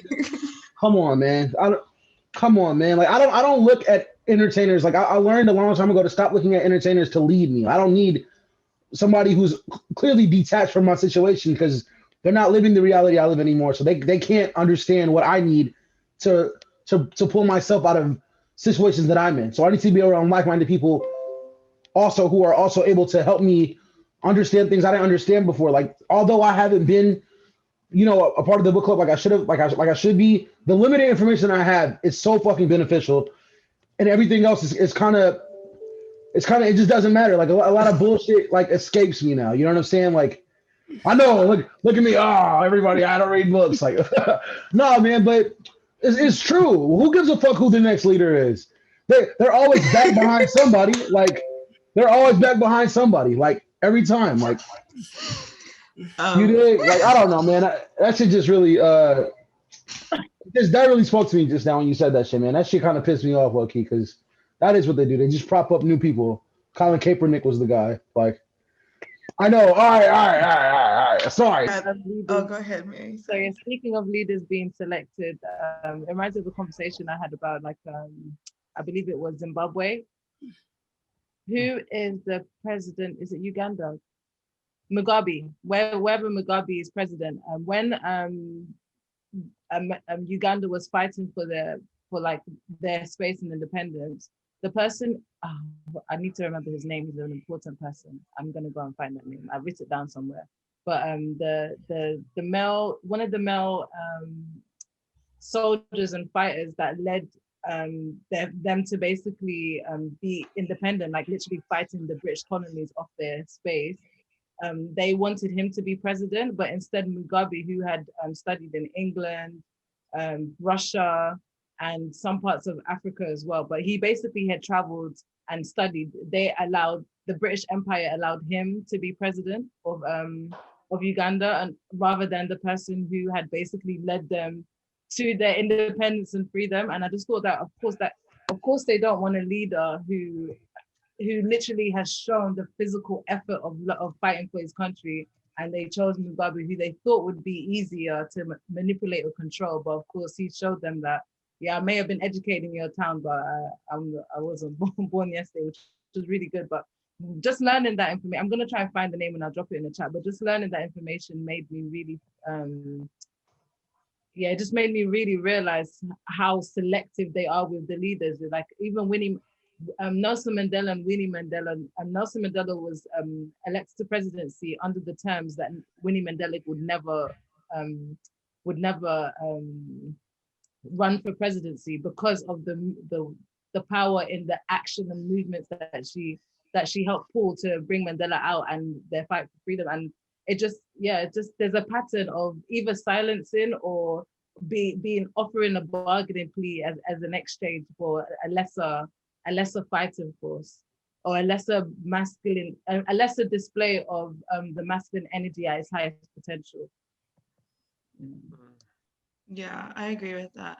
I agree with what Swal was saying too, but like you were saying it too, Mary, about I feel like since we don't even have our own history, because like we don't really have like access to the people who were around, I guess, in the 60s. Everything we watch or read, we have like their writings, but I haven't read many of them as much as I should. A lot of my understanding of it is like through white people anyway. And like Swal was saying, white people prop up who they want to prop up to be the leaders. But like I think sometimes when you look at, like Mary was saying, the actual structure of these organizations, churches, etc., a lot of Black women were like running a lot of the logistics, the infrastructure of it. And sure, they had like a Black man be the face of it, but they're also just being like racially showcased. Like, is that something you want? Like, I think it's really funny because when you're actually like, quote unquote, leading something, you're the first to be killed, right? So why would you want to be the leader? And why would you know what I mean? Like, so I think the logic is really interesting. And I think that I was talking to Swal about this today, that people reveal themselves when they say certain things. So the argument that like, you know, there's Black male patriarchy because Black men are the leaders of movements, it shows that a lot of people who say that, they don't really want liberation, right? They just want like that clout. They want that glory. They want to be like, you know, that person that did it. They don't actually, because if you really wanted liberation, why would you wouldn't want to be the forefront of anything, because you know you're gonna get killed. Like, so I just thought that was really interesting. And like being the leader is most likely like probably a much harder position too. So like if anything, like it's like the fact that a Black male may have put themselves in that position is actually a good thing, because it's showing that they're willing to put in that work. But if you see it as just you getting clout, then of course you're going to be salty about it. Yeah. Well, if they're propped up by an institution and they're not real leaders, then of course they want the leadership because it comes with there's no consequence. Like if it fails, you just stop being the leader and they just put a new entertainer up. They just add somebody else to take your place, but you don't really stand to lose anything. But when it's real revolutionary acts, of course, then it's very dangerous. You might lose your life, you know. So yeah, and like I posed that question to say that a big thing with BLM, if you go to their website, it's always about how Black men have historically led things, and it's now time for like Black women or Black queer people to like be the forefront or to center themselves in these things. And I think like there's a part in The Man Not where he talks about there's institutions who benefit from Black male death, right? The court systems, et cetera, prison systems. But it's also like the nonprofit like sector, the Black Lives Matter sector, right? They've made millions of dollars from Black male death while also talking about not wanting to center Black males. And so I just thought that that was a really interesting point because they're literally like profiting off of it. So, yeah. Yeah. Yeah, that was a good point. That kind of leads me into my last thing that I wanted to talk about. That came up again for the second time, justifiable homicide. This is the second time I've heard it or read about it in a book. First time was the ISIS papers. Trying to see where that was. The Negrophobia, Trey mentioned this earlier. The Negrophobia that drove white America to endorse lynching as a technology of murder is the same anxiety and fear that now allow the white public to endorse the murder of Black men and boys as justifiable homicides. Black males are often killed by police officers because the officers claim they fear for their lives. That Black men have life-threatening weapons or guns. This phobia is normalized an institutional program used to justify police violence, ostracism, and incarceration. Is a fear that is given so much weight in individual cases precisely because it is a fear that both white America and many non-Americans share. So, justifiable homicide, does it exist? I think yes, it does. yeah, of course it does. Yes. Of course. So, justifiable homicide is normalizing an institutional program. So it's an institutional program, institutionalized power. Can you say that racism and black male patriarchy exists when justifiable homicide exists? Can you say that, black? Yeah, that's my question pretty much. Oh wow. No, you can't. You can't say that there's any black male patriarchy if there's justifiable homicide going on, because any black so-called patriarch trying to patriarch anything can just be killed justifiably. You know, any black masculinity, I guess, out of line can just be put down. That's why a black masculinity has been trained to be violent, so-called masculinity, so we could put it down like the dog. It is so-called is. He says here it is an American maxim propagated through the mass media and the assumptions of liberal, progressive gender politics and internalized by the population.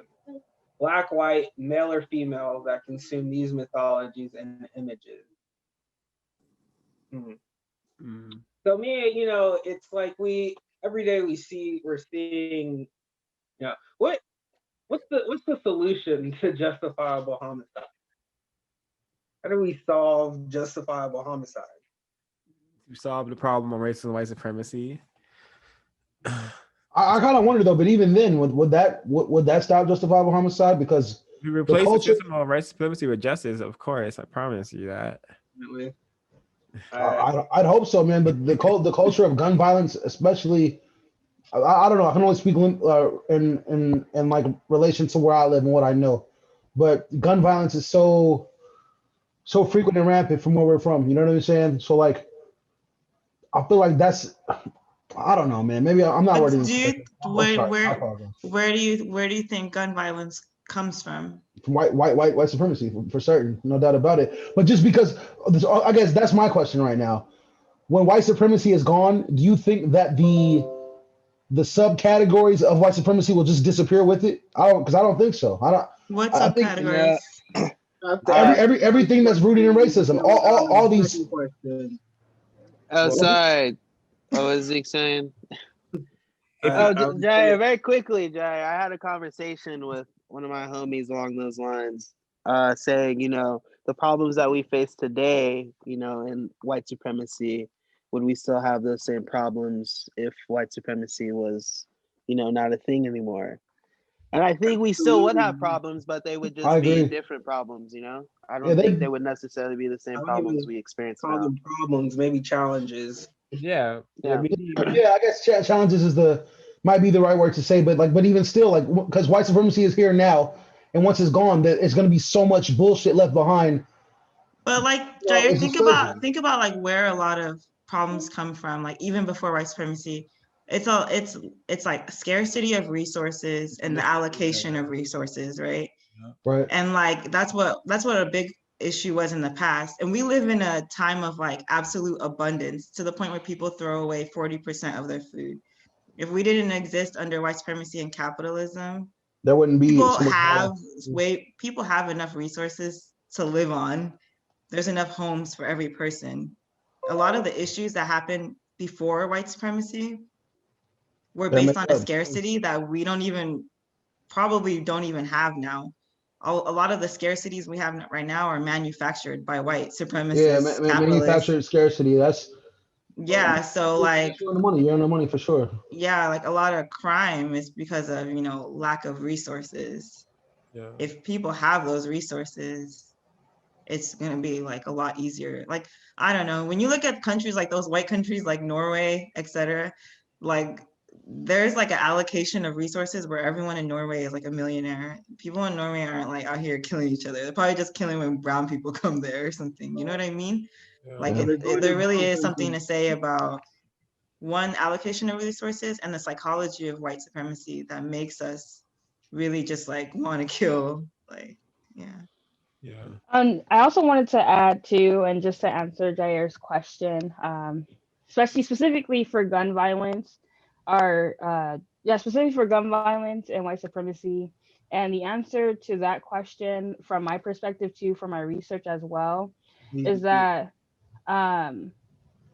it's easy, actually, not even going for my research. It's easy to say if we just tackle white supremacy, these things X, Y, and Z won't exist. Because when you're tackling white supremacy, we're changing the thought process of non-white people, basically. And changing, basically reworking the thought process of non-white people. Thought, action, and speech. Sorry? Oh yeah, I was just adding to that: thought, action, and speech. You're right. Yes, changing the thought, action, and speech. So then the thought of, hey, I'm killing for the purpose of power won't even be a thought, if that makes any sense. Because you're now being, as we're reading to the code, we're codified at that point. We're all living under a different code where our guns and our if their guns exist, our violence and necessary would be only for purposes of surviving from things attacking us, like aliens. That's assuming that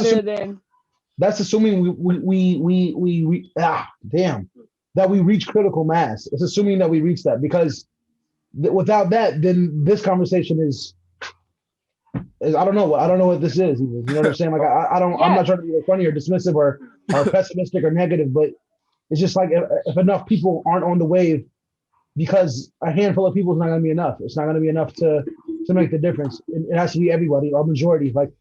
Yeah. Every single person. Wait, can I finish? Hold on. I want to. Sorry, let me finish my thought, because it's perfect. It's perfect. You're lining me up perfectly. So, Jair, that was a great point to make. So, if you think about it in a systematically, I don't want to say certain terms, because then it puts it back into the white supremacy system. But if you think of it systematically, changing the masses is essentially what's going to happen when the system is correct.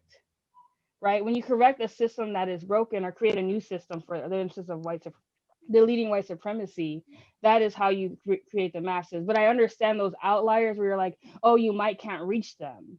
But if there's a system in place that says, hey, you must go by this new code, then there's repercussions for the actions that doesn't align well with it. Well, Right? let me ask you. Okay, that's a good point that you bring up. If there's a system, then people would be willing to fall in line. But I feel like I'm being pessimistic, and I don't mean to be, but I feel like there's going to be a lot of people who are desperate to hold on to the white supremacist system, and I don't just because they're scared, but it's because they have certain things to gain. Like people who are just like falling in line because they because they're trying to get the clout or whatever. They're trying to be put into to this position or that position. Like they're not going to be willing to get on board. They're going to be like, well, what was wrong with the old system? Everything was working fine. I was just about to, become CEO of whatever the fuck, or I was Right, going to right. But that's when advantageous people position. become wary, and we can't Yes. be wary of the issues that they're gonna have. We gotta kind of get a solution of what we can do. But we have But to I be able to think meet the too. needs of, like, Okay, although whites. I think a Go problem ahead. happening here is so it's not just ending racism Wait, and I white had one more supremacy. thought. All right, Okay, go ahead. Sorry. okay. Sorry, I had to drink water. Okay, Jair, to go up from that point, you're saying you're talking about clout. We're talking about these things of like personal gain. But these things are only existing because they're socially constructed. We are allowing the clout to exist. But if most people are under the code and there's outliers that say, hey, look at me, and no one is looking at them, they will stop eventually. Or they will keep going, but then the word clout won't exist because no one is clapping for them. So you see how the system will start to perpetuate different things, different actions? Because only these things are existing is because we are allowing it to happen. Yeah. We're allowing the power to be powerful, right? So if we say Ash comes over here and shows off her new shoes, and we're like, oh yes, let's hype her up. Those shoes are bomb. Yeah, she's good. She's Forgot about gaining clout. racism. Right. But if she comes over here and says, hey, look at my new shoes, and everyone just turns around and pays her no mind, the clout doesn't exist. The show off is yeah, That's that's a good point. Yeah, and That's a I good think point. like in terms of being on code, it's like your whole functioning has to be about solutions, finding problems, like I mean finding like solutions to problems, like and so like the showing off, is that a real solution to anything? Is me buying these shoes that are made in these horrible conditions a solution to anything? I don't think so, you know. It's I the think solution to people you not having them. yeah, yeah. So like Oh my God. I think there would be like people's mindsets really have to change. Hey, thank you for that input, Regina. I appreciate that. That definitely is very much not a thought process that I was having about that for certain. So I appreciate that. I'm definitely going to keep that in mind. yeah, and Of also course, like of course. also when learning about like this hellish system of racism, white supremacy, like the goal may be like often lost, and the goal is to like not just to end the system and destroy the system and dismantle the system, but to replace the system with justice, and not the justice that white people throw around, but justice meaning like guaranteeing like no person is allowed to be mistreated, and guaranteeing the people who need the most help receive the most constructive help. I'm sure any like sane, peace wanting person should be okay with this system existing. The people who are against the system should be highly suspected of being people who want to create destruction and chaos. Yeah, I think too, Jai, you should. I think the Sunday group is going to start the destruction of Black civilization. And in that, I think they're starting it in a couple of weeks. And in that book, like, even like subconsciously, the whole continent of Africa pretty much had like a code, a way, like a type of like democratic system that he found that was like similar in every single like ethnic group or whatever that was in Africa. So it's like in us, you know, it's in the way that we exist. We just have to be brainwashed to like not be communalist and not be democratic.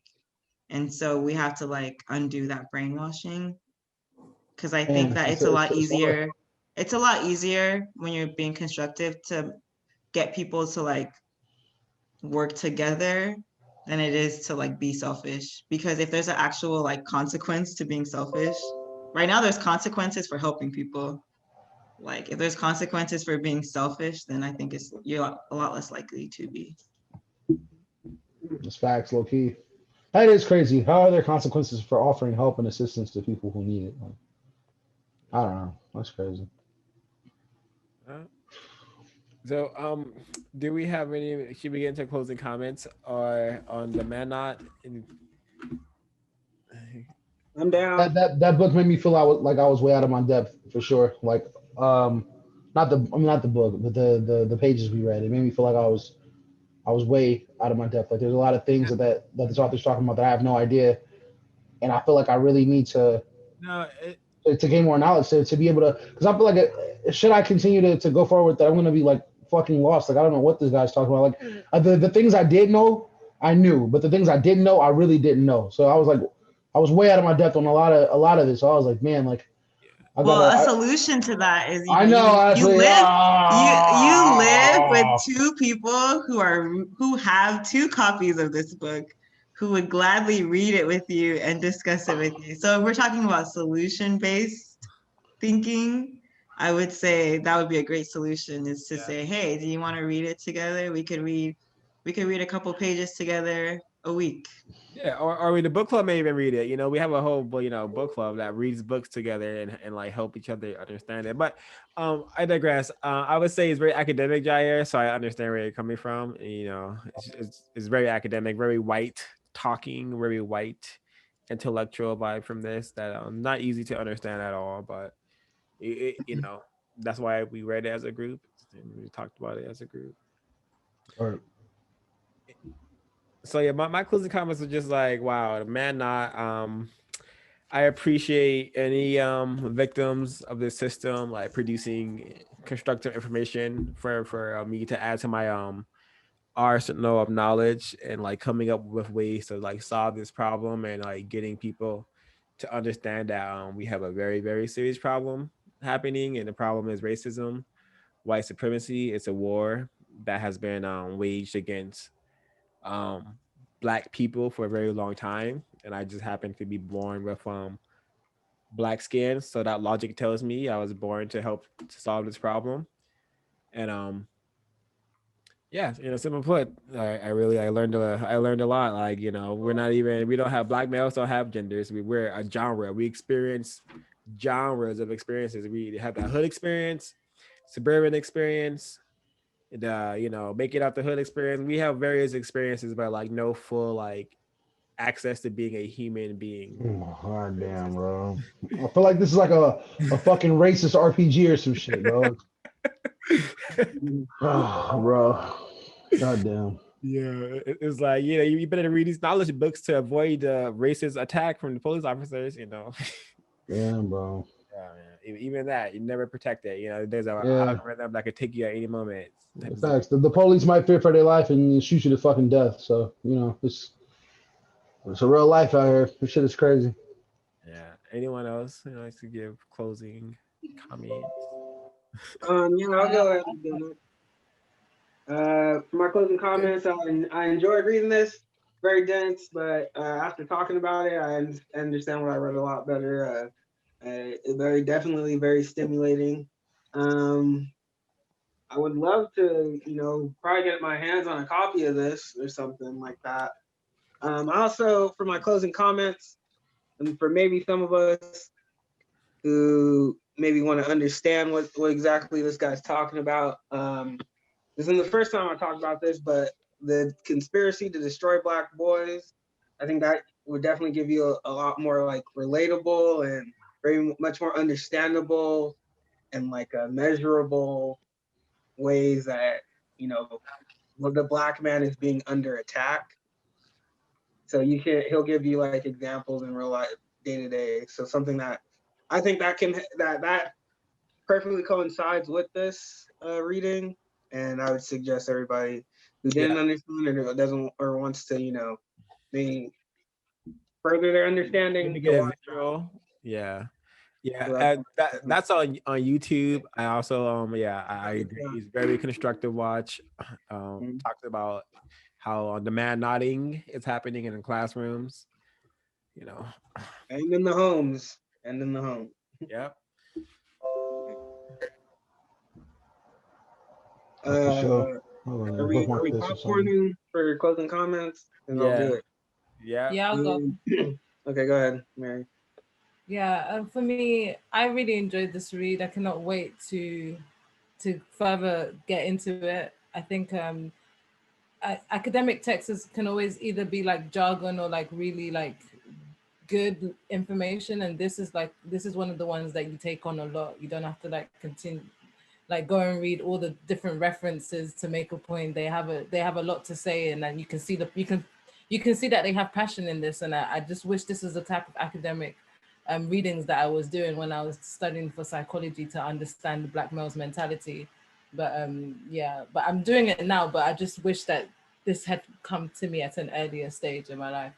And I do like the breakdown and explanation of genre versus gender for the Black males, because if you don't fit into a particular type of genre, you are like a threat. And the second that you do like attain some money and like have some buying wealth or sovereignty, and you're in the media or entertainment, or you have like celebrity, like you have a following, they emasculate you straight away. You have to wear a dress, you have to do marry a white woman. Not to say that marrying a white woman is demasculating or no, It effeminate. is. It is. It's probably demasculating, but the term I meant to say was effeminate.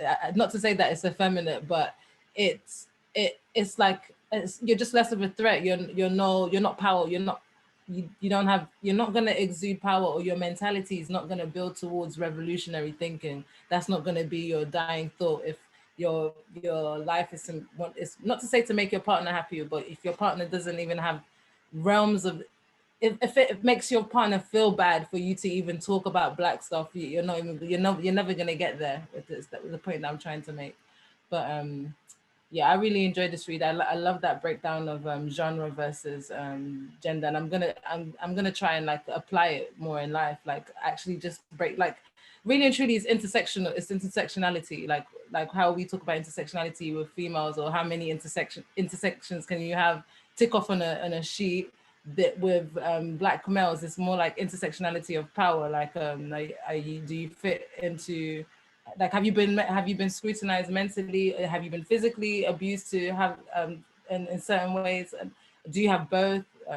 I'll leave it at that because I'm rambling, but yeah, I enjoy this, and I can't wait to continue reading on it. Cool choice for us.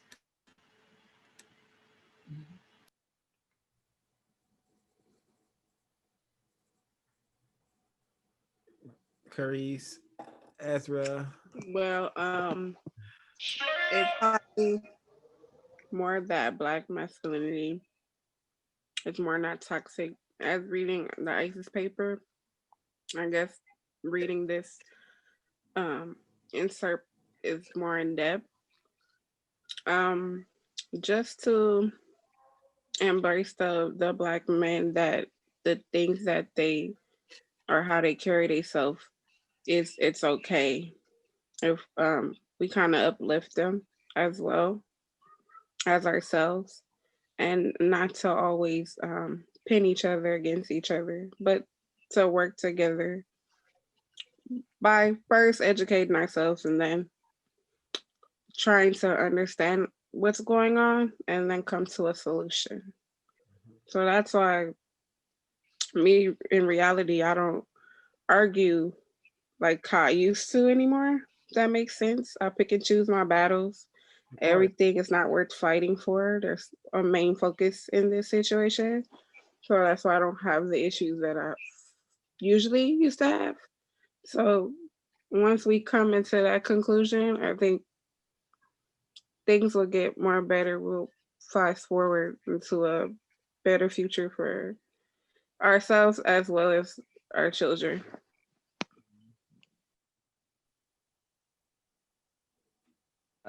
Closing comments. I definitely enjoyed the book a lot.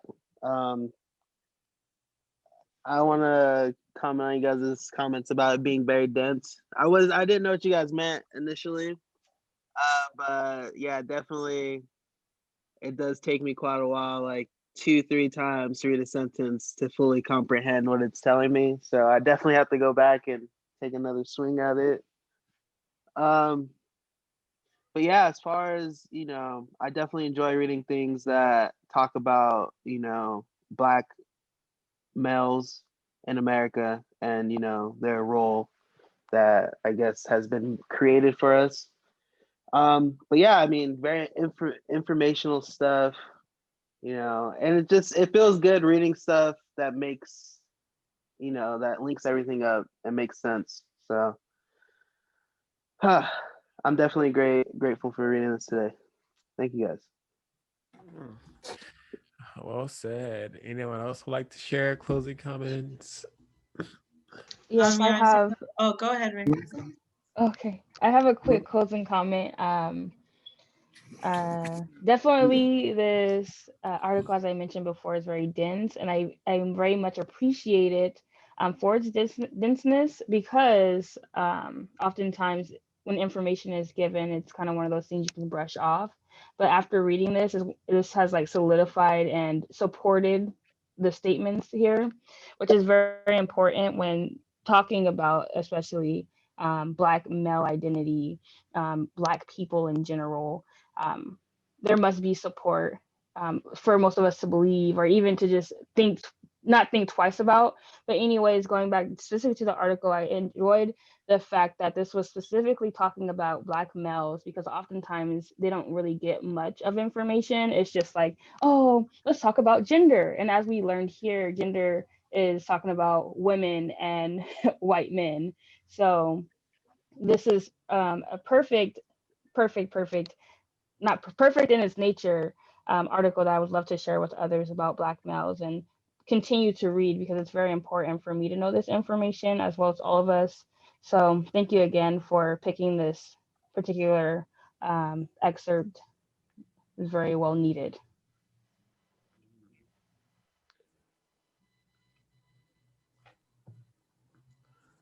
Yeah, I agree. Trey, you want to get closing comments? No, closing comment is white supremacy will fall, and even by doing things like this, we are working to solve the problem. Yeah, yeah, that's it. Yeah, my closing comments is that I really appreciated reading this with you guys, and like I thought this conversation was super helpful in terms of understanding the relationships between like Black males and white supremacy. Yeah, it's a really hard book to read. It's super dense, but I think it makes it easier to read it with other people and get through it. And I really appreciated this text for sure. So yeah. Also, I guess we'll go into announcements later. So yeah, thank you. Thanks everyone. It's been grand.